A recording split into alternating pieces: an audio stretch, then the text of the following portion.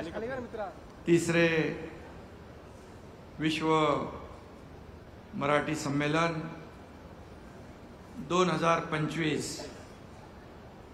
आपण त्याचं आयोजन केलंय। पहिला दिवस आहे आणि या कार्यक्रमाच्या उद्घाटन प्रसंगी उपस्थित राज्याचे लोकप्रिय मुख्यमंत्री देवेंद्र फडणवीस जी, आमचे कडक बोलणारे, कडक पण मनाने नरम आहेत ते, काय लावले राव, अजित दादा पवार, मराठी भाषेचे मंत्री उदय सामंत, उपसभापती नीलमताई गोरे, आजचे उत्सव मूर्ती मधुबाई मंगेश कर्णिक, राज्यमंत्री माधुरीताई मिसाळ, खासदार श्रीरंगप्पा बारणे, आमदार भीमराव तापकीर, सिद्धार्थ शिरोळे, बापू पठारे, डॉक्टर सदानंद मोरे, अध्यक्ष साहित्य मंडळाचे, रवींद्र शोभने, उषाताई तांबे,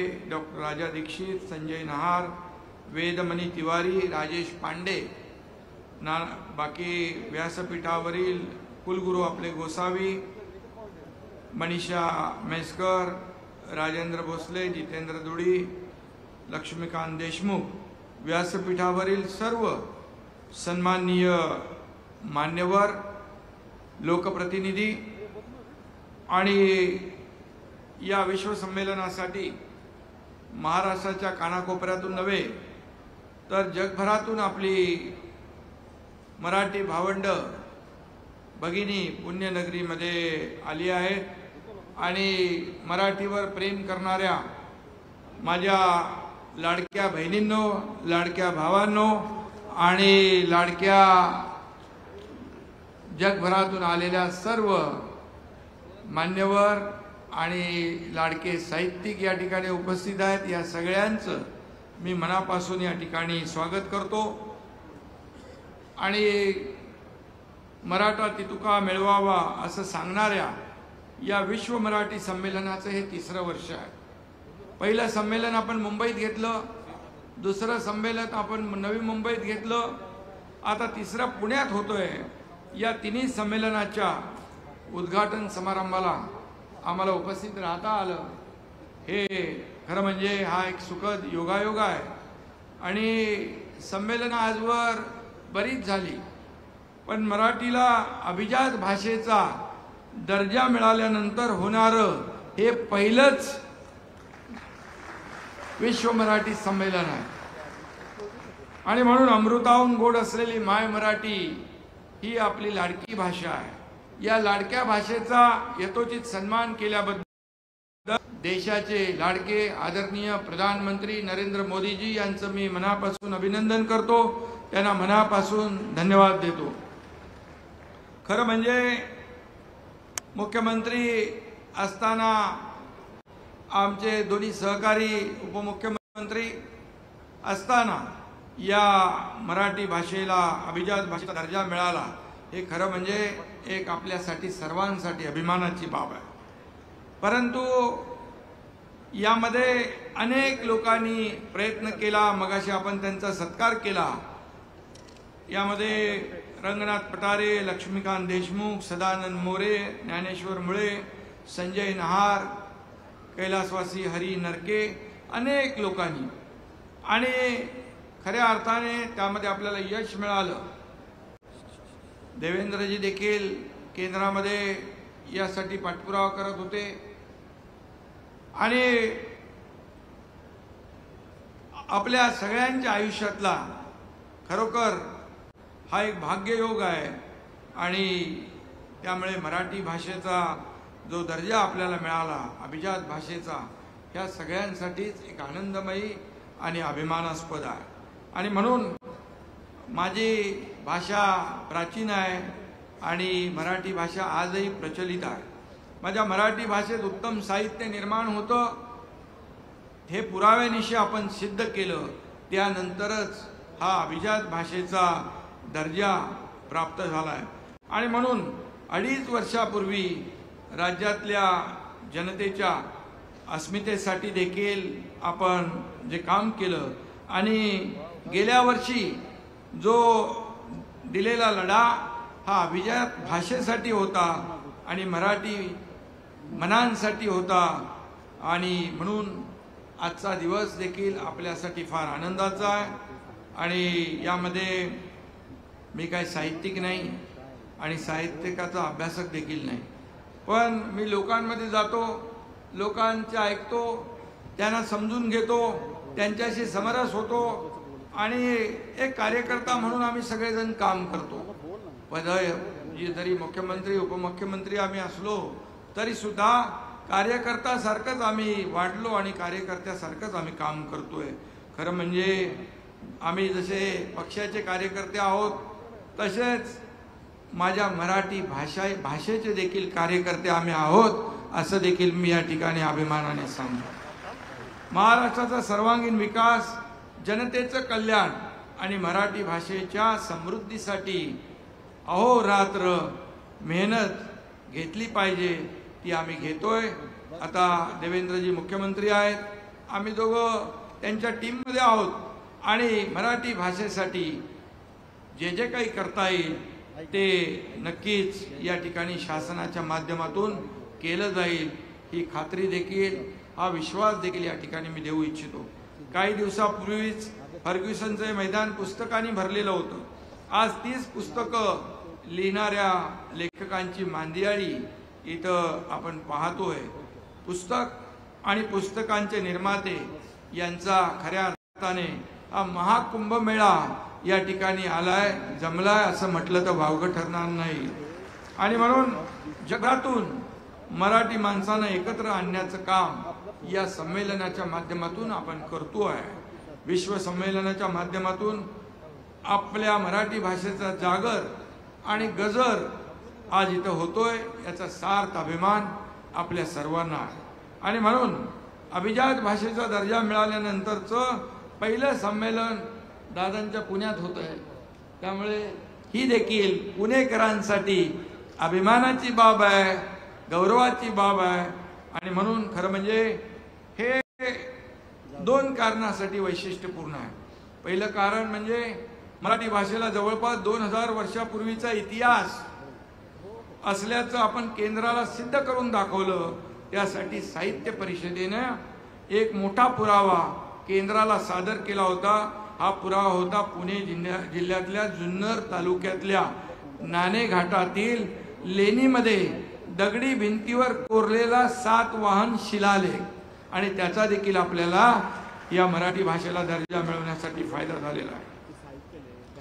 आणि दुसरं कारण, पुणे ही महाराष्ट्राची सांस्कृतिक राजधानी आहे।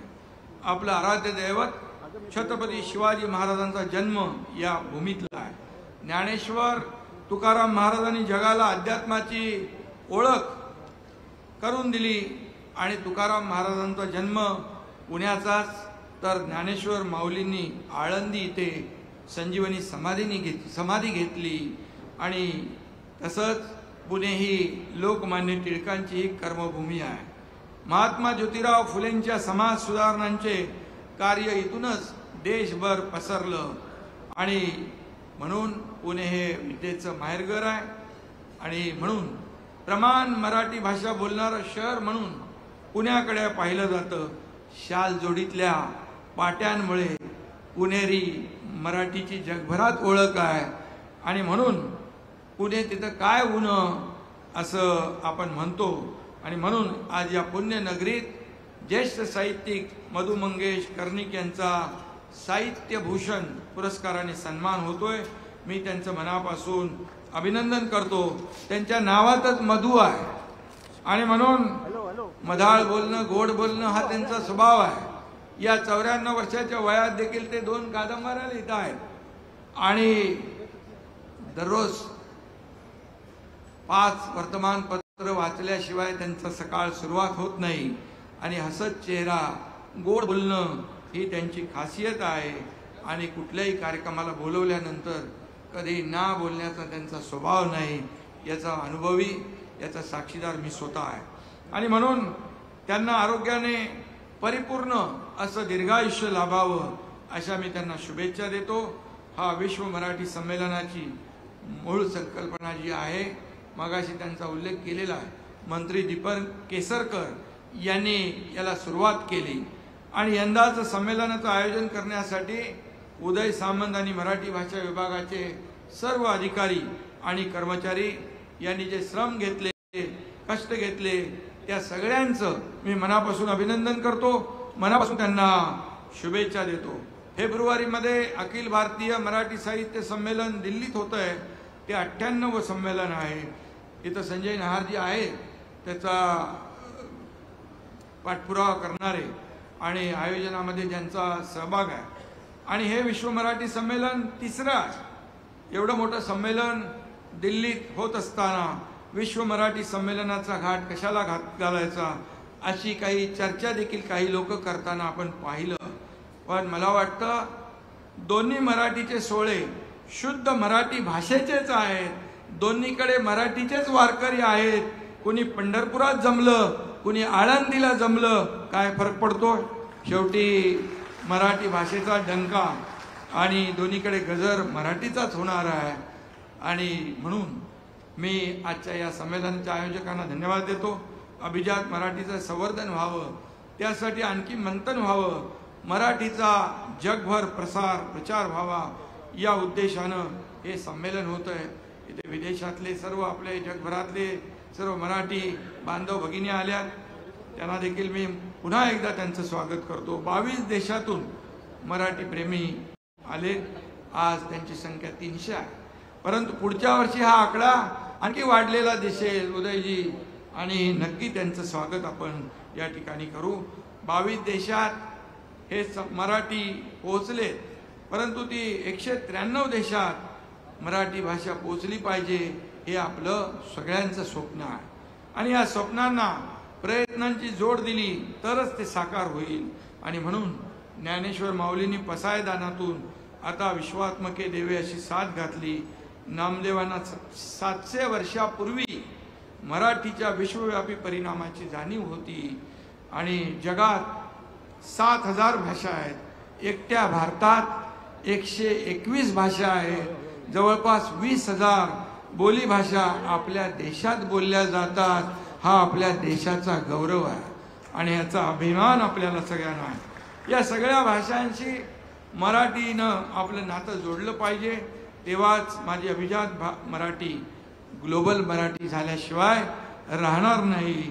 हे काम आमचं कमी आहे, तुमच्या साहित्यिकांचं जास्त आहे. आणि म्हणून ग्लोबल वैश्विक भाषा किंवा विश्वाची भाषा म्हणजे काय, तर जी भाषा सर्वांना जोडते, जातपात धर्माच्या पलीकडे माणुसकी शिकवते, तीच भाषा खऱ्या अर्थाने विश्वाची बनते. हे सर्व गुण या मराठी भाषेमध्ये ठासून भरलेले आहेत, याचा देखील आपल्याला सगळ्यांना अभिमान आहे. आणि म्हणून ये मराठीची ये नगरी, ब्रह्मविद्येचं सुकाळू करी, देणे घेणे सुखाची वरी, हो देईया जगा. मराठी भाषेची महती खुद्द संत ज्ञानेश्वरांनीच सांगून ठेवलेली आहे. मराठी माणसाची कीर्ती जगभरात आहे, जगभरात मराठीचा गजर होतोय. आणि म्हणून मराठी साहित्यिकांपासून शास्त्रज्ञांपर्यंत अनेक मराठी जणांनी राज्याच्या आणि देशाच्या विकासात योगदान दिलेलं आहे. देवेंद्रजी जेव्हा डावोसमध्ये गेले तेव्हा त्यांचं स्वागत आपल्या मराठी बांधव भगिनींनी तिकडे केलं. एक खऱ्या अर्थाने आपला माणूस जेव्हा भेटतो, मी जेव्हा दावोसमध्ये गेलो त्यावेळेस अशीच परिस्थिती होती. आणि आपण जेव्हा भेटतो, आपला माणूस भेटतो, तेव्हा एक आपलेपण, एक जिव्हाळा अगदी मनापासून आणि आपण स्वागत करतो. आणि म्हणून या खऱ्या अर्थाने मराठी भाषेचं महत्त्व खूप आहे. आणि म्हणून राज्याच्या या आणि देशाच्या विकासात देखील मराठी जणांनी योगदान दिलेलं आहे. जपानमधील भारतीय वंशाचे एकमेव आमदार योगेंद्र पुराणिक हे अंबरनाथचे आहे. अतिशय कर्तृत्ववान म्हणून तिथं ते प्रसिद्ध आहे. सोलापूरचे शिक्षक Ranjit Disale global teachers award विजेते आहेत. हे देखील आपल्यासाठी खूप अभिमानाची बाब आहे. रशियामध्ये, इतर देशांमध्ये देखील छत्रपती शिवाजी महाराजांची जयंती साजरी केली जाते, गणपती उत्सव साजरा केला जातो. सगळीकडे आपल्या मराठीचा डंका वाजवत आहे. आणि म्हणून जसे आपले आदरणीय प्रधानमंत्री आपल्या देशाचा डंका जगभरात वाजवतात, तसाच मराठी भाषेचा डंका देखील ही सर्व मराठी माणसं जगभरामध्ये वाजवण्याचं काम करतात. हे देखील आपल्यासाठी खूप चांगलं आहे. आणि म्हणून या निमित्तानं म्हणजे चांद्रयान मोहिमेत देखील महाराष्ट्रातल्या कंपन्यांचं योगदान आहे. आणि म्हणून किती वाचलं तरी कमी पडेल. या निमित्तानं एवढंच सांगतो, मराठी माणूस आणि भाषा यत्र तत्र सर्वत्र आहे. मराठी सर्वार्थाने समृद्ध भाषा आहे आणि ती ज्ञान भाषा व्हायला पाहिजे. आज तंत्रज्ञान झपाट्याने विकसित होतंय. जग कृत्रिम बुद्धिमत्तेचं म्हणजे आर्टिफिशियल इंटेलिजन्स AI आता संविधानाची भाषाही तंत्रज्ञान ठरवतंय. त्यामुळे आपल्या सर्वांसमोर मोठं आव्हान आहे. आणि म्हणून राष्ट्रीय शिक्षणात देखील नव्या धोरणात मातृभाषेतून उच्च शिक्षणावर भर दिला आहे. आणि म्हणून सायन्स, इंजिनिअरिंग, मेडिकल, संगणक अशा अनेक विषयात मराठी उत्तम पुस्तके नाहीत. आणि म्हणून या ठिकाणी मराठी पुस्तकं येणं देखील गरजेचं आहे. आणि नक्कीच जसं अजितदादा म्हणाले, कर्नाटकमध्ये देखील आम्ही मराठी शाळांना अनुदान देण्याचं काम केलं, तसं दिल्लीतल्या शाळांमध्ये देखील मुख्यमंत्री महोदयांच्या मार्गदर्शनाखाली हे सरकार मराठी शाळांना देखील अनुदान देईल, असं देखील या ठिकाणी मुख्यमंत्र्यांच्या वतीने मी या ठिकाणी सांगू इच्छितो. खरं म्हणजे आपण मराठी भाषा ज्ञानभाषेबरोबर व्यवहार्य भाषेमध्ये देखील रोजची आपण जी बोलीचाली भाषा जी आहे व्यवहारात वापरतो, त्या रोजगारासाठी देखील म्हणजे अर्थार्जनासाठी देखील आवश्यक भाषा व्हायला हवी. एवढंच मी या प्रसंगी सांगतो. आणि आपली मराठी मुलं आज उच्चपदस्थ किंवा शिक्षणासाठी देखील विदेशात जातात. जी युरोप, अमेरिका अशा ठिकाणी जेव्हा शिक्षण घेतील तेव्हा मराठी म्हणून मिरवतील, मराठी भाषेचा मान सन्मान वाढवतील, मराठीचा मान सन्मान वाढवतील आणि खऱ्या अर्थाने मराठीला अधिक समृद्ध करतील. आणि म्हणून मी एवढंच सांगतो, हीच मुलं मराठी आणि महाराष्ट्रीय संस्कृतीचे राजदूत बनतील. त्यांना तिथं मराठी संस्कृतीचा झेंडा उंच रोवावा ही अपेक्षा आहे त्यांनी. आणि म्हणून या साहित्यावर बरीच चर्चा होईल. मधुबाईंचं देखील नंतर त्यांचं मार्गदर्शन होईल. मुख्यमंत्र्यांना आता आपल्याला ऐकायचं आहे. त्यामुळे मी उदय सामंत आणि त्यांच्या सर्व टीमचं मनापासून या ठिकाणी मी अभिनंदन करतो. त्यांना खूप खूप शुभेच्छा देतो.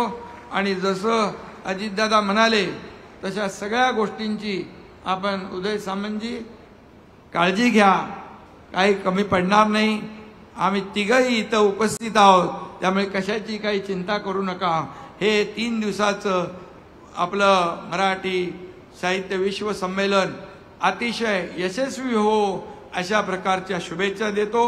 आणि पुढच्या वर्षी देखील आपल्या सर्वांना या ठिकाणी यापेक्षा जास्त संख्येने आपल्या जगभरातले मराठी बांधव भगिनी पुन्हा या ठिकाणी येतील असा विश्वास व्यक्त करतो. धन्यवाद. जय हिंद, जय महाराष्ट्र. धन्यवाद. आणि यानंतर मी विनंती करतो महाराष्ट्र राज्याचे मुख्यमंत्री माननीय श्री देवेंद्रजी फडणवीस यांना की त्यांनी